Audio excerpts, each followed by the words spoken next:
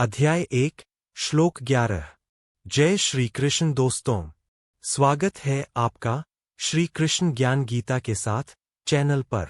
आज हम बात करेंगे भगवद गीता के पहले अध्याय के श्लोक 11 की, जहां युद्ध के पहले क्षणों में दुर्योधन अपने सैनिकों को एक खास संदेश देता है।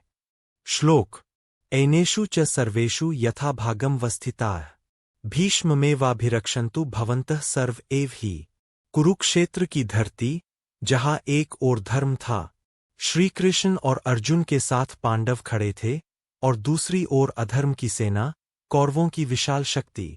दुर्योधन, जो पहले ही अपने गुरु द्रोणाचार्य को यह जताकर आया था कि पांडवों की सेना कितनी ताकतवर है, अब इस श्लोक में वह अपने सैनिकों को स्पष्ट निर्देश देता है। वह कहता है, हे योद्धाओं, तुम सब अपनी अपनी जगहों पर दृढ़तापूर्वक खड़े रहो, लेकिन सबसे जरूरी बात यह है, भीष्म पितामह की रक्षा करो। अब सवाल उठता है, एक महान योद्धा, स्वयं भीष्म जिनकी वीरता की मिसाल दी जाती है, उन्हें रक्षा की जरूरत क्यों? क्यों दुर्योधन को डर लग रहा था? क्योंकि दुर्योधन जानता था, अगर इस युद्ध में भीष्म पितामह को कुछ हो गया, तो उसकी पूरी सेना का मनोबल टूट जाएगा। वह जानता था कि भीष्म सिर्फ एक योद्धा नहीं, बल्कि उसकी सेना की आत्मा है। उनकी उपस्थिति ही शौर्य और साहस का प्रतीक थी। इसलिए दुर्योधन ने ये रणनीति अपनाई, पहले सुरक्षा, फिर युद्ध।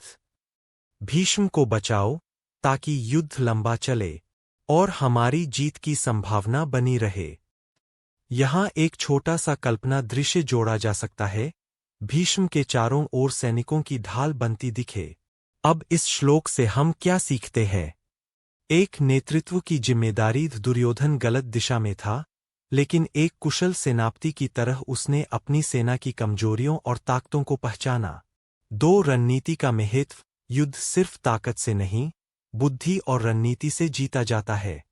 3 कभी कभी सबसे मजबूत को भी सुरक्षा की जरूरत होती है, और यही सच्चा नेतृत्व होता है, जहां हम दूसरों की रक्षा को प्राथमिकता देते हैं।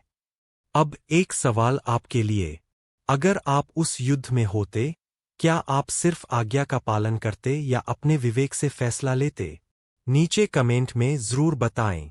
वीडियो पसंद आया हो तो लाइक करें, चैनल को सब्सक्राइब करें और अगली बार मिलेंगे श्लोक 12 के साथ। जय श्री कृष्ण। धन्यवाद।